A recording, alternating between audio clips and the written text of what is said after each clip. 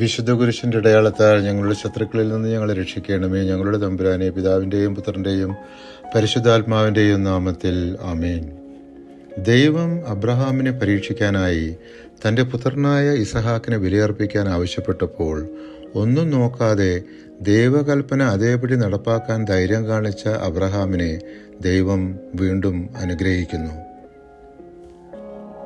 കർത്താവിൻ്റെ ദൂതൻ ആകാശത്ത് നിന്ന് വീണ്ടും അബ്രഹാത്തെ വിളിച്ചു പറഞ്ഞു, കർത്താവ് അരുളി ചെയ്യുന്നു, നീ നിന്റെ ഏകപുത്രനെ പോലും എനിക്ക് തരാൻ മടിക്കായക കൊണ്ട് ഞാൻ ശപഥം ചെയ്യുന്നു, ഞാൻ നിന്നെ സമൃദ്ധമായി അനുഗ്രഹിക്കും.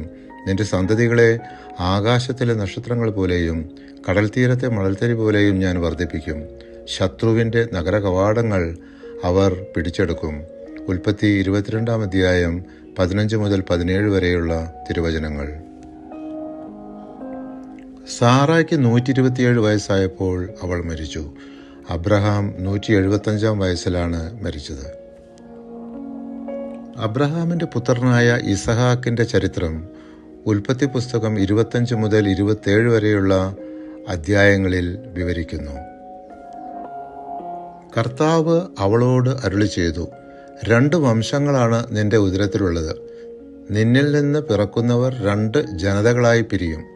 ഒന്ന് മറ്റേതിനേക്കാൾ ശക്തമായിരിക്കും. മൂത്തവൻ ഇളയവന് ദാസ്യവൃത്തി ചെയ്യും. ഉൽപ്പത്തി 25-ാം അധ്യായം 23-ാം തിരുവചനം. ഇസഹാക്കിൻ്റെ ഭാര്യ റെബേക്ക ഇരട്ടക്കുട്ടികൾക്ക് ജന്മം നൽകി, ഏസാവും യാക്കോബും. ഇസഹാക്ക് ഏസാവിനെ വളരെയധികം സ്നേഹിച്ചിരുന്നു. റെബേക്കയ്ക്ക് യാക്കോബിനോടായിരുന്നു കൂടുതൽ സ്നേഹം. ഒരിക്കൽ യാക്കോബ് ഉണ്ടാക്കിയ പായസം ഏസാവ് ചോദിച്ചപ്പോൾ ഏസാവിൻ്റെ കടിഞ്ഞൂൽ പുത്രാവകാശം തനിക്ക് തരാമെന്ന വ്യവസ്ഥയിൽ യാക്കോബ് പായസം കൊടുത്തു.